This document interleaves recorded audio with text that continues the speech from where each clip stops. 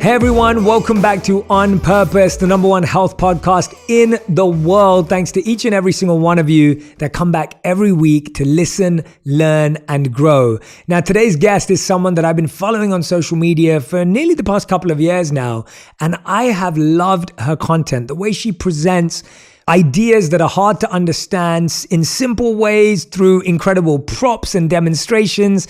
I'm blown away by her ability to communicate difficult ideas with ease, simplicity, and practicality. I'm talking about the one and only Dr. Julie Smith, who's a clinical psychologist with over a decade of professional experience, having previously worked in the NHS with veterans and the MOD in addiction and crisis centers, and now in private practice.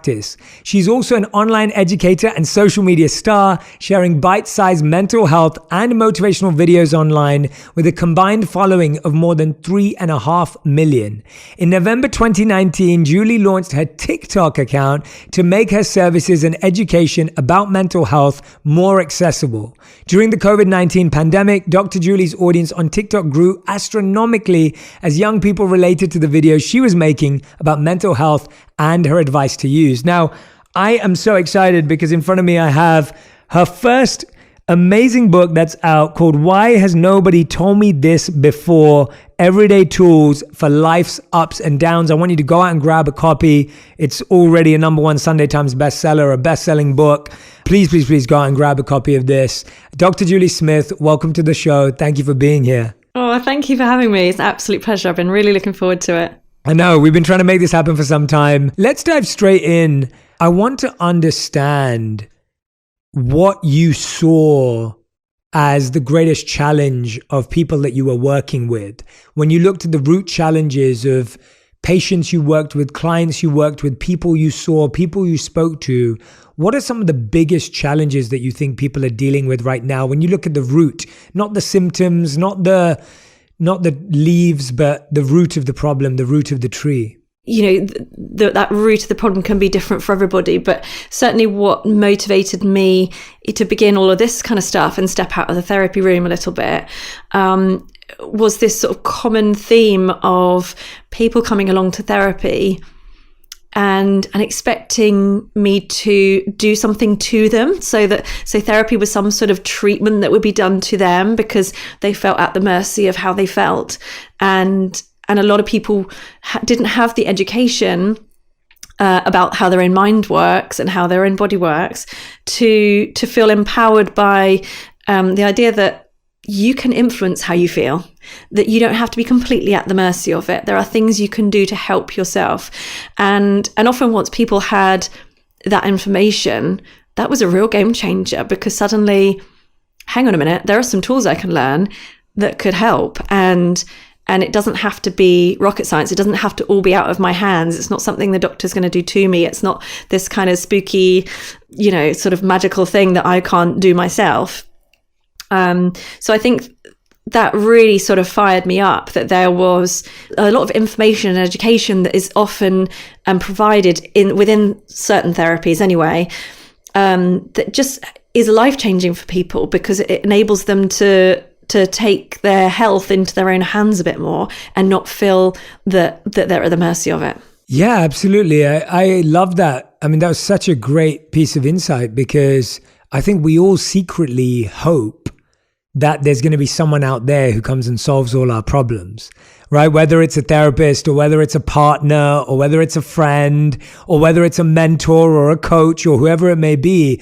I think we all secretly hope that there's someone out there who's just going to magically turn up and be our fairy godmother and sprinkle their magic dust. And all of a sudden our life's going to look different. And what you're kind of saying, which is the inconvenient, painful truth, is that, actually, it's a fortunate thing, it's a beautiful thing, is that actually it's all within your own control. You have the ability to make choices and habits and practices that can define that. Why do you think it is that we are looking to outsource our well-being or outsource our journey? Why is it that we're trying to say, fix me or solve me? Where does that come from? I think it comes from sometimes not knowing that there are things you can do that help. and that I think there's a sort of culture around needing to buy something that is going to fit. It's good marketing, I think. That lots of companies are based on making you feel like there's something wrong with you, and they can fix it if you buy this product off them. But also mixed in with the fact that there isn't enough education around how your mind works and how you can manage your own health. We get a little bit of that around physical health, but nothing really in terms of mental health. And I kind of felt like, all these people, once they were having some of these little bits of education that were really making this difference day to day, I was kind of thinking, why do people have to pay to come and see someone like me to find that out? Because, that's not, obviously some people come for full therapy, which, is brilliant and helps lots of people. But there were a lot of people that were coming along, and once they had the education, they were raring to go. That was enough. And so I kind of wanted to make that more available. Absolutely. So for those of you who don't have the book in front of you yet, I know you will after this podcast, Dr. Julie's talks about everything from moods to motivation, to emotional pain, to grief, to self-doubt, to fear, to stress, to meaning, all beautiful themes and topics. And we're going to dive into a few of my favorites from when I received her book over the holidays. I really wanted to talk about mood, and I want to dive in with you now. I think mood and a low mood have become such common experiences now, and the idea that we have certain days where we feel good, and there are certain days where we just feel bad and unmotivated, and we don't want to get out of bed, and we don't feel like doing anything. How should we be approaching those days or those weeks that start to feel like we're stuck, we're not moving, nothing's happening in our life? How should we approach that feeling and emotion? Well, I think it starts with understanding that it's a normal part of being a human being.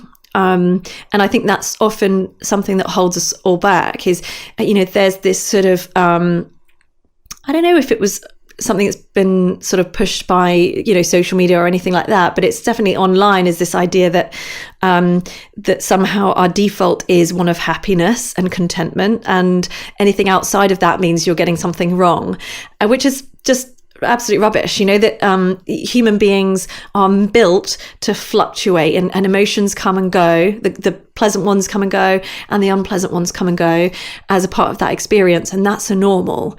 And if you wake up and your mood isn't as you want it to be, that can be caused by so many different things. You might have not slept well, you might be dehydrated, you might be dealing with something normal like grief, or there could be anything.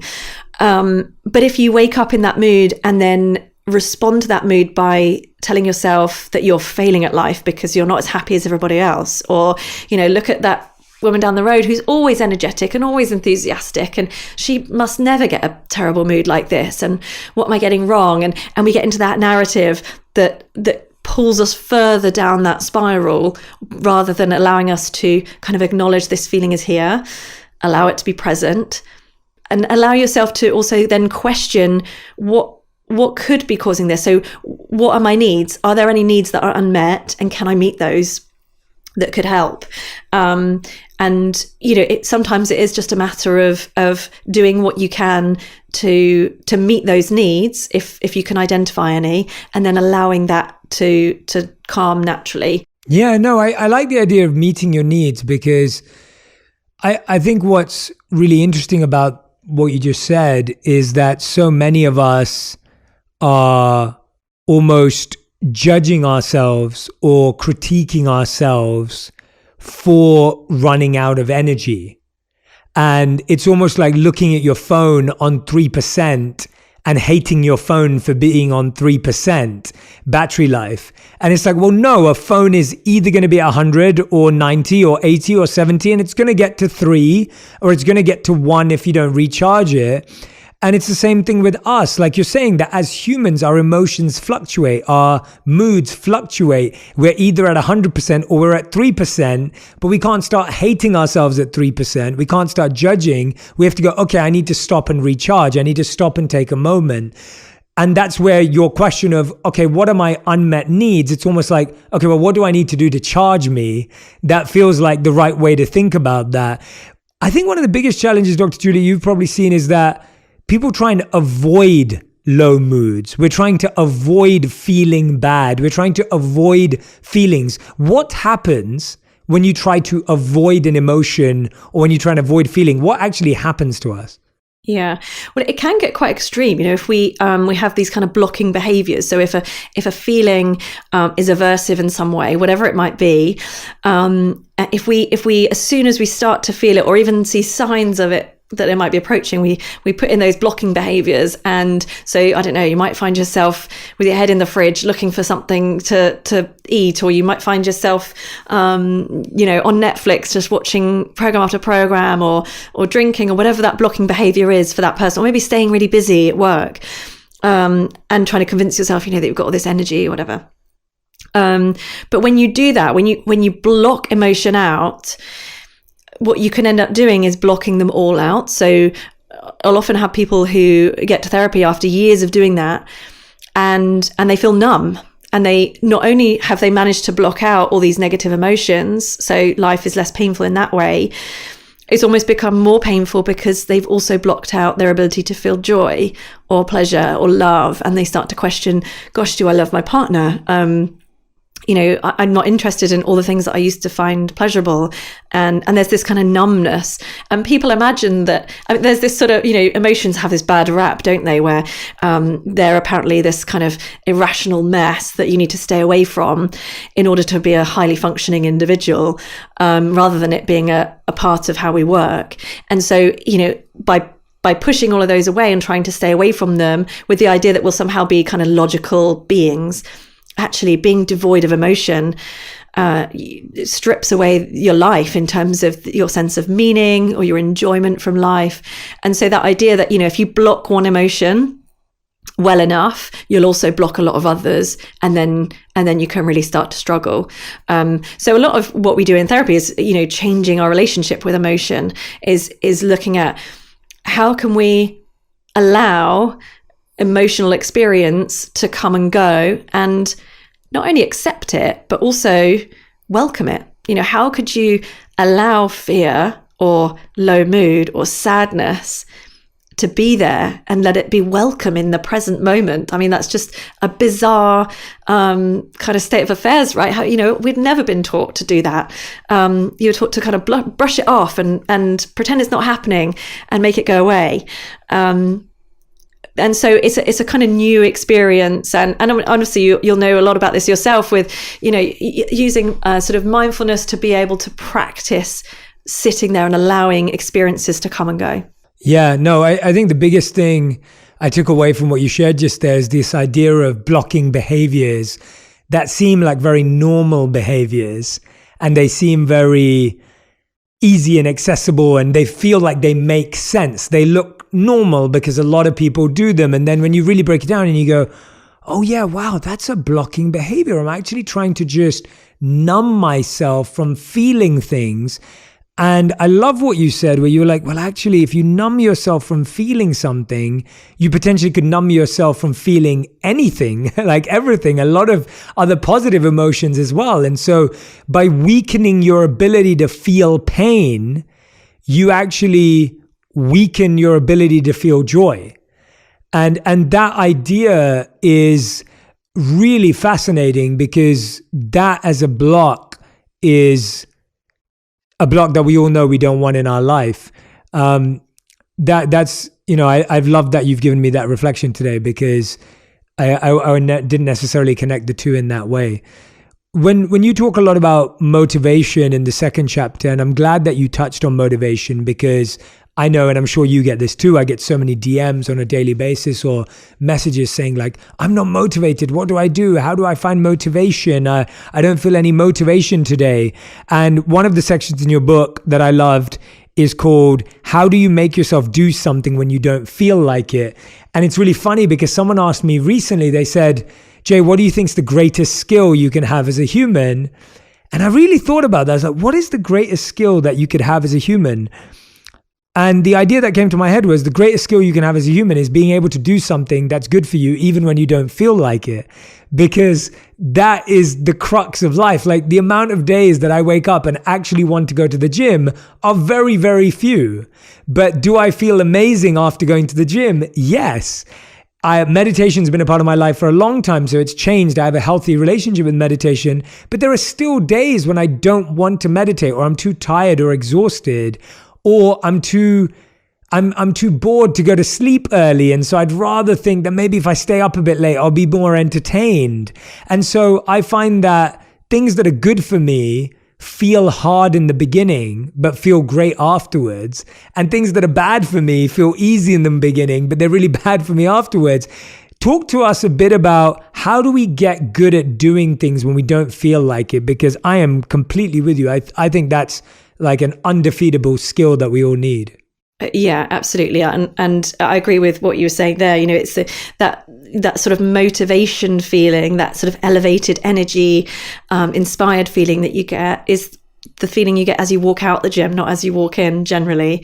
And it's after action and effort. You then think, you know, I never sort of feel like going to the gym either. But when I come back from the gym, I think, I should do this every day. This is great. and I think it starts with recognizing that pattern, doesn't it? Recognizing, I know I'm not going to always feel like it. Because I'm, again, it's not about failure. It's not about, you know, I think a lot of stuff online teaches people, you know, you've just got to be motivated every day. And if you're not, then what are you doing? And actually humans don't work that way. Motivation, you have to treat it like any other emotion. Some days it will be there, some days it won't. So you can't rely on it to be there to help you reach your goals. So, you know, if you've got goals that you've set around your own values and what's really important to you, you have to then find a way of being able to keep that consistent even when you don't feel like it. So you can't make the decision to act only based on, do I feel like, a bit like cleaning your teeth, right? So you clean your teeth every day. You never consider whether you really want to or not. It's just something that you do because you consider yourself someone who looks after their dental hygiene, right? And it's, you know, so it's just part of your day. It's non-negotiable. And you can kind of work with it a little bit like that. But when you see emotion as something that can come and go, you can then acknowledge that you can tap into other reasons for doing the thing that you want to do. So I don't feel like going to the gym today, but I have set myself a goal to increase my fitness because it's important to me that I am fit and healthy for my children as they grow up. I want to be able to play with them and live a long life, to be with them for as long as possible, and those sorts of things. So you're tapping into your values system and being absolutely clear on why you're doing that thing. And even if it's, gosh, you know, if it's, I have to go to this job that I hate, it might be because you're going to put food on the table at the end of the week for your children, or you're going to keep a roof over your family's head. And, you know, you can tap into those sorts of values, even if it's something that isn't, you know, something that you would, you know, benefit from sort of personally or in terms of your kind of health or well-being. You know, life can be really tough in that way, but you can tap into, well, why is it that I'm doing this really, really hard thing that I'm hating? Oh, it's because actually, yeah, I'm the breadwinner and it's important to me to look after my family and stuff like that. So you can kind of tap into the values. But also we something that's taught in a therapy called dialectical behavior therapy, DBT, is often taught to people who feel overwhelmed with emotion and then respond to that emotion in a sort of high risk or unhealthy way. And so what you teach people is a skill that they call sort of opposite action. So and you use mindfulness to help people recognize that difference between having an urge to do something and then acting on it. So, you know, the trouble is, you know, your different aspects of your experience are all experienced at once. So it's like, I think it's like weaves in a basket. You have your thoughts and you have your emotions, you have your physical state, you have your urges to do or not do something, but you don't experience them as separate. You know, you don't describe it in your head. You experience this whole thing in one. And so you're often acting based on urges, and there's no gap in between. And so you kind of use a mindfulness practice to help just widen that gap so that you can experience an urge. And in the book I talk about just a silly game that I used to play with my sisters growing up, where we would hold polo mints in our mouths, and it was a competition, see who could not crunch the mint, because it's just you just can't do it. It's impossible, right? And I didn't realize it at the time, but what we were doing there was practicing acting opposite to an urge. You have this urge to crunch down on the mint, but you learn that actually I can experience that urge and not act. And I can even do the opposite to that. So you get this moment to choose, and you'll be an expert on this yourself, but mindfulness helps to open up that gap that allows you to then choose whether you're going to go with an urge or go opposite to it. So if you wake up and the urge is to pull the duvet over and switch your phone off and shut the world out for the day, you get this choice. Okay, do I go with this, or do I act opposite to it? And often you have to make that decision pretty quick to kind of really kind of make the most of the moment.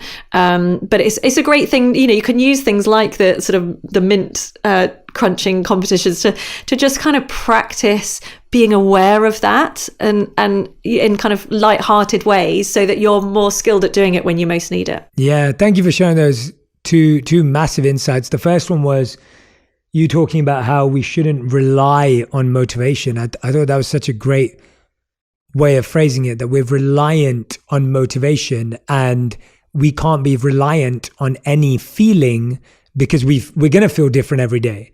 And the problem is we're trying to create the same feelings every day. And you're spot on that when I think about my life, I don't feel the same today recording this episode with you as I felt the same recording my last episode with the other guest. I feel different. And so I can't rely on how I feel. I have to rely on why I'm here, and why I'm doing this, and why I'm trying to serve my community, and why On Purpose listeners want me to show up at my best, and I want to show up for them. And that's what's driving me, not how I'm feeling right now. And so almost being driven by something else. And then coming to what you just said is that difference between the urge and the ability to take that space and time to respond. And in the spiritual texts, when we studied that about the mind, the three words were thinking, feeling, and willing. So it being like the gap between thinking and willing, like from having the thought to actually doing it, you have that gap that you can adjust and edit and change. And you're so right that we almost need to create that gap in areas of our life where we're not trying to practice it, if that makes sense. So what I'm trying to say there, and I'd love to hear your thoughts on this, Dr. Julie, is that if you're trying to wake up early in the morning, don't practice trying to create this gap between the urge and pulling the duvet over in that moment. Practice it outside of the moment so that then you can bring it into that area. Whereas if you practice in that area, chances are your default action is going to come across. Does that make sense? And how could you build that conditioning in another area of your life? Yeah, absolutely. I would say practice with things that feel easy and manageable, just create some repetition in doing that. And actually, nobody will be starting from scratch either. There will be times when you use that skill, but you just haven't recognized that you've used it. And sometimes I think becoming aware of when you use it and it's successful helps you to feel more positive about the fact that you can do it. So, I don't know. Yeah, I've got young children. So, sleep deprivation is, torture. And, your baby will wake up for the 6th time in a night, and you've got to be up at 6 for work. And you hear them cry and you think, I just cannot get out of bed one more time. And so your body is telling you, no, I can't do this, in a very powerful way, but you do it. And you do it because you have a set of values about the kind of parent you want to be. And so, in those instances, for example, you will be doing things, or it doesn't even have to be at night. It could be anything. You might not feel like making another sandwich or, buying another load of ice creams or whatever it is for your family. But you do things because you maybe have a set of values around that, or something's important to you about that. And so it's really useful, I think, to kind of sit and think about the times when you already do that to success, so that you can really tap into that and recognize that therefore it is possible to translate it. And like you say, practice in a way that is enjoyable and manageable. And, even with the polo thing, or, kind of mindful eating and stuff like that, where you kind of pause and experience food before you allow yourself to then move forward and eat it, for example, or just kind of lighthearted things that feel easy. Because like you say, the first time you do it, it probably won't go well, and then you think, oh, this doesn't work, move on, and then you're stuck in the same cycle. Yeah, I love that. Have you actually done have you done a video on the mince experiment? I think it's such a great one. No, I haven't. Yeah, it'd be good to see you do it with your sisters again. That'd be amazing. I love that one. I think it's or maybe you can come and collaborate when you come to the UK. We'll do one That's together. That's what we'll do. We can do the test together. I love that. One of the other things, Dr. Julie, actually, this just came to mind while you were talking, that you spoke about, was that we just feel this rush of everything at the same time. Can you help my community today and audience today to understand the difference between thoughts, feelings, and emotions?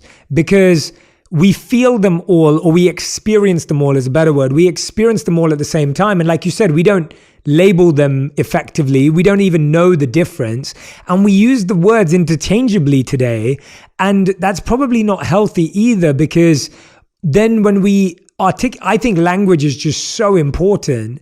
And the way we articulate how we feel or an emotion, if it's incorrect in the sense of how it works as a system, we're already setting ourselves up for more difficulty. So could you just break down for us the three and how to know the difference when we experience them? Sure. So certainly I would say some people can tap into more easily one over the other. So some people will always be able to identify what they think, but can't sort of label feelings or something like that. Or some people will be really tapped into how they feel physically in their physical state, but won't necessarily recognize thoughts. And that's normal and that's okay. In terms of thoughts, I often talk to people about it's that, the description, the narrative that's going on in your head, the way you talk to yourself in your head, or the different sort of words that pop into your head, or images even. So it's that kind of, how you talk to yourself in your head, whereas emotions are feelings and sensations that you have. And then we often separate that from sort of physical sensation and therapy. So we'll talk about your physical state. So, where you feel things in your body and how your body feels at certain times. And then behavior being, I often split behavior into urge and action for reasons that we've been just talking about, to get people to recognize that you might have an urge to do something, but you might not do it. And so, actions are what we do or don't do at any given point. But you might be able to elaborate on those yourself, actually. I mean, how would you kind of describe emotions? Yeah, no, the difference that I've at least understood, and by the way, I love what you said. The way I've heard it being explained is that feelings are our experiences of emotions. So emotions are something that is chemically, biologically, physically happening. And then how we feel about what is happening is our feeling. So for example, if my body is feeling exhausted, if my body is tired, and the emotional experience would be, low energy, the emotional experience would be fatigue, etc. We know what's happening with the chemicals in that space. Then my feeling is, oh my God, I'm so exhausted, I'm shattered, I'm destroyed. And that's a feeling, that's a story that I'm adding to that. And now, as you said, the thought is the narrative, which I love that way of describing thoughts. My narrative is now, oh, I should have taken better care of myself. I should have slept earlier. I should have done this. I could have done that. I'm such an idiot because right. That's that thought narrative. So that's how it actually connects from how I've understood it. And it's made sense to me, because I think a lot of stuff is happening biologically and chemically that we're then adding an emotional feeling and layer to, that isn't helping, because we get stuck in our head with something that's actually quite physical, if that makes sense. Yeah, absolutely. And often I get that when a really common question I get is, what's the difference between stress and anxiety? And often the answer that I give for that is often around, they're actually part of the same physical reaction. You have this one threat response and you only have that one threat response. So what your body is doing is essentially the same, but we conceptualize it differently. So, and I also often talk about this idea of, stress being, let's say you allocate yourself, 10 minutes to go off and go to the post office and post a parcel, and you get there and there's this huge queue and you're stood there, tapping your foot thinking, oh no, I'm going to be late for my meeting. I only allocated 10 minutes for this. And that kind of pounding heart and, the sweaty palms and that increase in the level of your alertness is your stress response that's enabling you to sort of increase your alertness so you can reprioritize if you need to, so that your brain can start problem solving and working out, do we ditch this and get to the meeting? Is that more important? Or do we do this? Or how can we, skip the queue or something? And so that would be stress. We would conceptualize that threat response as stress. But if it was anxiety, then it's more likely to be based around sort of something like fear. So some sort of threat, physical threat to your safety, for example, or a psychological threat. Let's say it might turn into anxiety if you were really worried about this. Maybe it's not a meeting, maybe it's a big conference, and walking in late would mean you felt humiliated, and that would be a psychological threat, right? And so you might feel anxious. And so it's still that same threat response kicking off, but you're conceptualizing it slightly differently.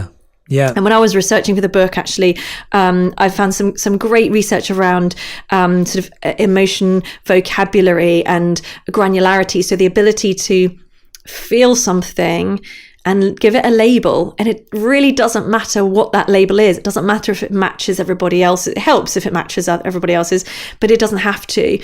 The more labels you have for different feelings that you have, the better your outcomes in terms of how you're then able to deal with it, because you're just giving your brain a little label that says, okay, I recognize this. I know what to expect from this. Exactly. I love that. And I'm so glad that you brought that up, because I think that diagnosing something is what makes it easier to deal with. If you don't give something a label, you're now dealing with uncertainty again. And I think with a lot of anxiety and stress, we have repetitive thoughts and repetitive feelings. It's not necessarily a new thing. A lot of the time, it's the same thing being triggered by a particular event, a particular person, a particular place. And therefore, being able to label it, as you said, allows you to feel a bit of comfort with it. Like, I know that anytime I go on stage, I will always feel a sense of nervousness. Like, I will always feel nerves, no matter how many times I've spoken on stages to tens of thousands of people, whatever it is, I always do. And as I got more used to that, I just started to realize that's what happens when I care. And I was like, that's what happens when I care. That's what happens when I really am genuinely present with that feeling of this is important, this is meaningful. And when I sit into that and I breathe that way, and I have my breathing practice that I do, my mindfulness practice, it happens every time, but I already know it's going to happen. And so now I'm not surprised, and it's not something new. Whereas, like you said, if you don't label that, I label it as care. If you don't label that with a word, now it's like, oh no, this is happening all over again. And I don't know what to do with it. And I don't know why it's happening. So I think that's a really great insight. One of the things you go into this book, which I thought was really beautiful and really important, is grief and loss. And of course, so many people have lost so many people in the last couple of years. I lost two really deep people in my life, and not to COVID-19, but I couldn't see them because I couldn't travel back. So I lost one of my spiritual mentors, who I've spoken about on the podcast before, to stage 4 brain cancer, and he passed away after many years of suffering with that. And then I lost one of my closest friends who I lived as a monk with. He was still a monk, and he passed away to cancer as well. And I couldn't go back and see him because I couldn't travel back to the UK where they were in hospital. And so grief is something that I think is one of the hardest things to talk about. I even often get messages from people saying, well, what do you say to your friend when they've just lost someone? what do you say? Like, what do you text? Like, okay, you can text your condolences and your love, but like, what do you say? What, as a therapist, what is the healthiest thing to do when your friend has lost someone? How should you talk to them? What is something that is useful, comforting, and helpful at that time? I think a lot of people struggle with that. Yeah. And I've done some videos on this actually, because it's a really common question. And I feel like, for everybody who's struggling with grief or something else, there are this circle of people around them who really care and are then struggling with the idea of getting it wrong and saying the wrong thing. And I think a lot of people worry so much about saying the wrong thing that they don't say anything at all. And certainly I've done that before myself. And, I think we have to maybe get away from the idea of having specific things that we must say or must not say, and instead being okay with expressing how we feel. So, if something feels like a shock, say that, label it. And if you're worried about what to say or what not to say that too. I feel so sad for you. This is awful. I really want to be there for you, but I have no idea how or what to say. And then, if you go with how you feel, in terms, you probably want to know how they're doing. And so ask those questions and maybe make those, if you want that person to feel able to open up, maybe ask open questions, that aren't going to, open questions are questions that invite an answer that's longer than a yes or no answer. So, if you ask it, are you okay? Someone will go, yeah, fine. But if you ask, how are you doing? Then someone is invited to kind of talk at length and things like that. So if you're wanting to start a conversation about that sort of thing, then those are great ways to do that. But really, I would, you can kind of churn yourself up with what's the right thing to say, what's meaningful or profound or going to change how they feel. And essentially, you're not going to change how they feel. What you can add to the mix is letting them know you care for them and that their distress matters to you and that you want to get it right. So, it's okay to ask someone, how can I support you through this? What do you need? Because often those people will have an idea about what they need. And often it's just checking in, isn't it? And knowing someone's there to support you. I mean, what are helpful things that people have said to you? What's really interesting is that I don't think a lot of people did say anything to me, and not that I needed them to. I'm an interesting person with certain things. Like, I find when I go through pain or stress or anxiety, I like sorting it out myself. So I'm not much of a talker when it comes to certain things, apart from if I'm working with a coach or a therapist or someone who I trust is helping me make sense of something. And so, but I agree. I mean, I agree with everything you just said. I think that the biggest thing that I think you said is the problem is when we speak to someone in pain, whether they're in grief, whether they've just broken up, whether they've been through a divorce, or whether they're experiencing anxiety, the biggest problem is we're trying to say something that we hope will change how they feel, which is not going to happen. It's too much pressure on you. It's too much pressure on them. It's just not going to happen. And I remember when I first started coaching, and I'm sure you feel the same way as a therapist, and I don't want to speak for you, but I know that I used to carry that pressure around, that I had to say something profound in every meeting, and that every connection you have with someone, you have to drop these pearls of wisdom that are going to solve their life and be like this opening magical doorway. And you just realize that now you're not even listening to them because you're working so hard to come up with this false piece of insight that's going to help someone. And that actually, if you just sat and listened, and like you said, asked open questions and were just present, that's what that person needed more than ever. And I think I'm segueing a little bit, but even in our romantic relationship, in our friendships, the problem is we're always trying to say things that we hope will change how people feel. And the truth is we don't have that power.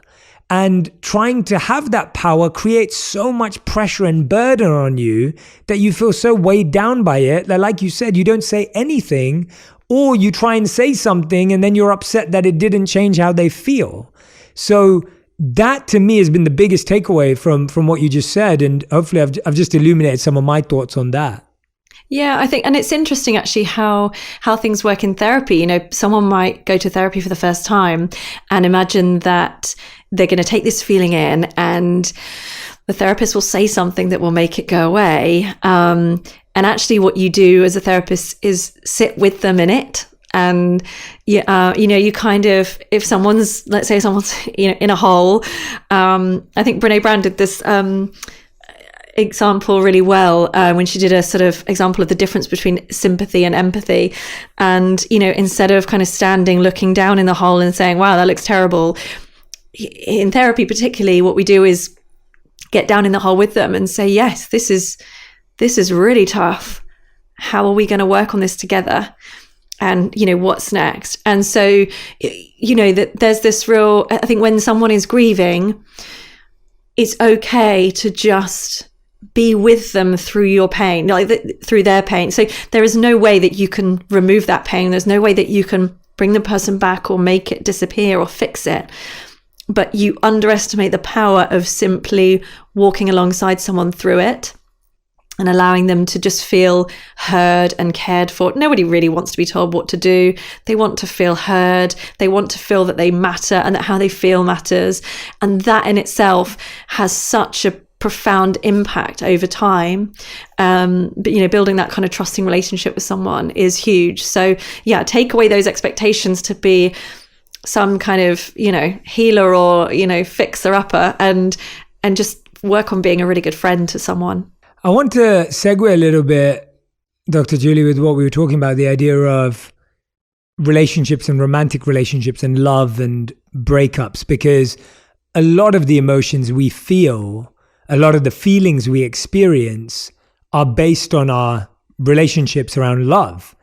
And so whether it's the feeling of losing love, never getting love, never finding love, not being lovable, not being enough, not knowing how to love, like there is a lot of anxiety and stress around that, as you're well aware. And as you know, in our work, we come across a lot.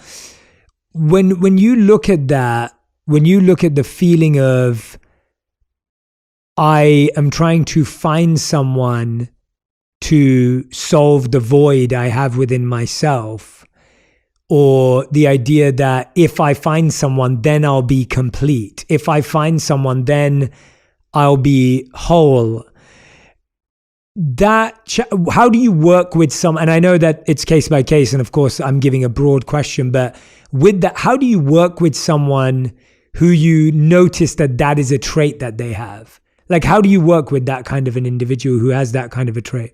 Well, I guess you work with someone based on the idea that if they haven't met that person yet, that you can't guarantee they're going to come along. So you have to start taking responsibility for your happipiness. And while actually, you know, getting in relationships can be really helpful for people's well-being, and, you know, the changes and the development that you go through by being in a relationship can be wonderful and really healing in many ways.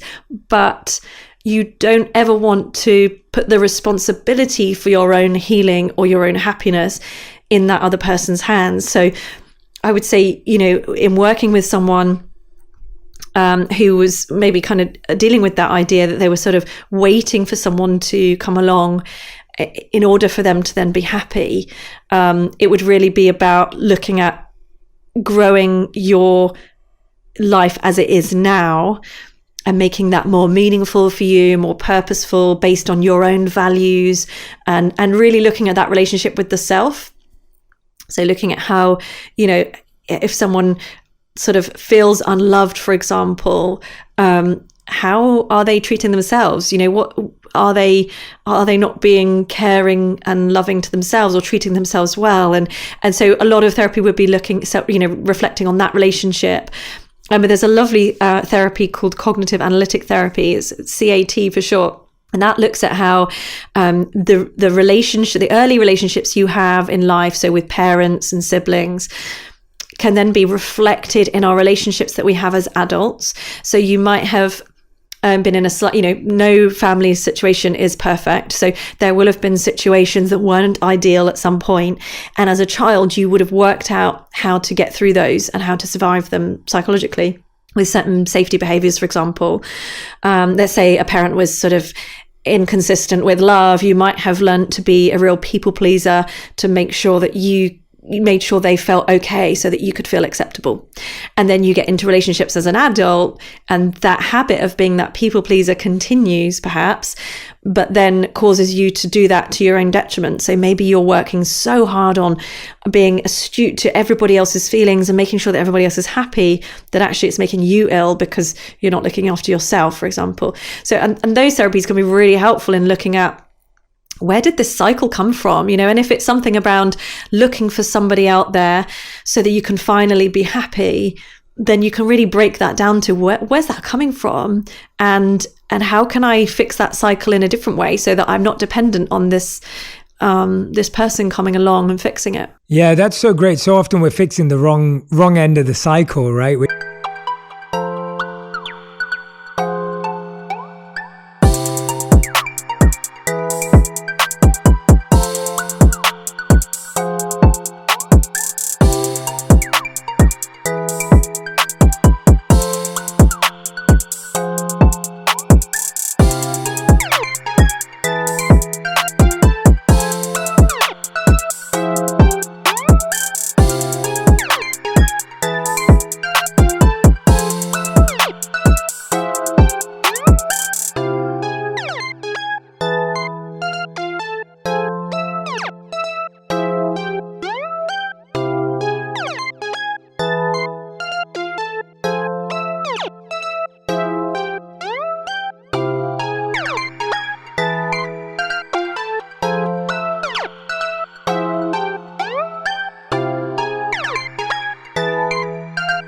just trying to solve the current feeling, the emotion, the situational problem right now. And you're like, well, actually, let's look at where the cycle started and how that mindset got formed and how that behavior got formed and how that desire for validation got formed. And actually, if we solve that, then we can see this completely differently. And that, I mean, to me, that's really where it all has to go. I've seen so many bad habits in myself that I picked up years ago in my childhood, and beliefs and bad habits, and that now you're like living them through as an adult, and you look at yourself and you go, oh wow, like I just thought this was normal, but it's not, and it's not healthy.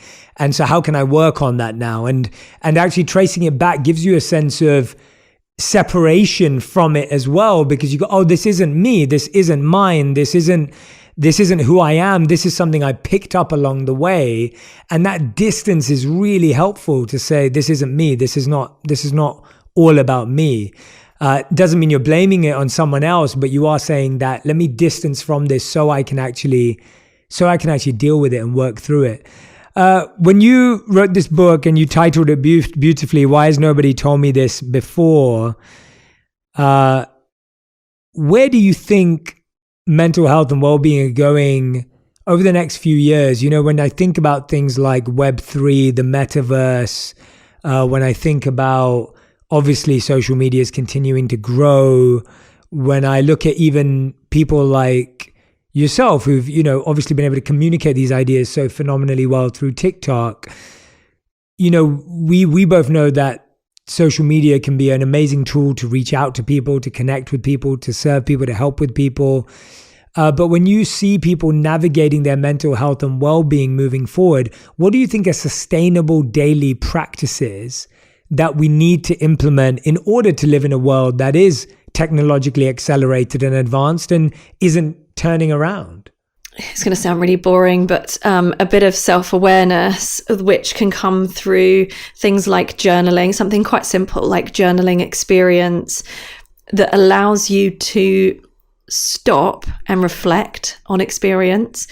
And, that's a smaller scale of a little bit of what happens in therapy. And we were talking about those cycles then, and the way you become able to tackle a cycle that you're stuck in is by first becoming aware of it. If you're not aware of what the problem is, how do you even begin to think about solutions? And And so, even with this kind of fast-paced world and everything's online and our attention is being kind of stolen from us left, right, and center, the ability to step back and focus on you and your life for a moment is really a victory. And so I'm a sort of big advocate for sort of journaling and things like that. And even before I sort of did any clinical training, I look back, and when I was sort of growing up, any time that I was struggling with different emotions that I couldn't make sense of, or a situation that was kind of troubling me, I'm like you, I'm not a big kind of talker, or I'm very introvert and I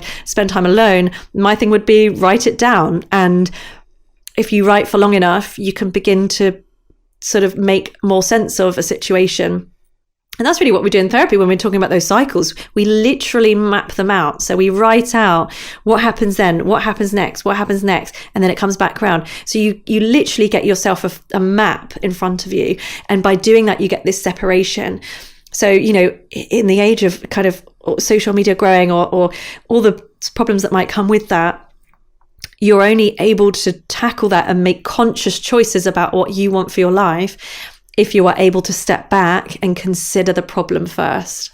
Yeah, I'm totally with you on that. And that feels and resonates so deeply. For everyone who's been listening or watching today, we've just dived into some of my favorite chapters. But as I said before, there's chapters on motivation, emotional pain, grief, self-doubt, fear, stress, and a meaningful life. And what I love about the book is that every section has a beautiful summary with things to think about, things to reflect on. There's, like this whole section here, which breaks down certain introspection and reflection questions. So, Dr. Julie, I'm so grateful we got to spend this time together. I highly recommend everyone goes out and gets a copy of Why Has Nobody Told Me This Before? Everyday Tools for Life's Ups and Downs. I can't wait to meet you and connect with you in person, and we're going to do our mints challenge or something similar. But thank you for sharing this with us. We end every episode of On Purpose with a final 5. These are the fast 5 where you have to answer every question in 1 word or 1 sentence maximum. So Dr. Julie Smith, are you ready? Okay. Question number 1 is, what is the best advice you've ever received? To enjoy myself alongside anxiety. What is the worst advice you've ever received? To calm down. How would you describe your current purpose? Touching people's lives in a positive way with the skills that I have. Beautiful. Question number 4. What's something you used to value that you don't anymore? Probably say material things. I'm not sure I ever really valued material things, but we'll go with that one. Okay, great. And 5th and final question. If you could create one habit that everyone in the world had to follow and do every day, what would that habit be? Journaling. Nice. Beautiful. Everyone, Dr. Julie Smith. If you're listening or watching this episode, make sure that you tag us both on Instagram, on TikTok, on Twitter, on Facebook, so that we can see the nuggets of wisdom and all of that which you learned from this episode. I want to see all the takeaways. I want to see what's resonated with you, what stuck with you, what you're applying, what you're practicing. Dr. Julie Smith, I'm so grateful for your time and energy. Thank you for doing this at 7 p.m. on a Friday night in England. And I'm so happy that we got to connect finally. All the best with everything. Congrats on everything. And I really do look forward to meeting you. Thank you so much.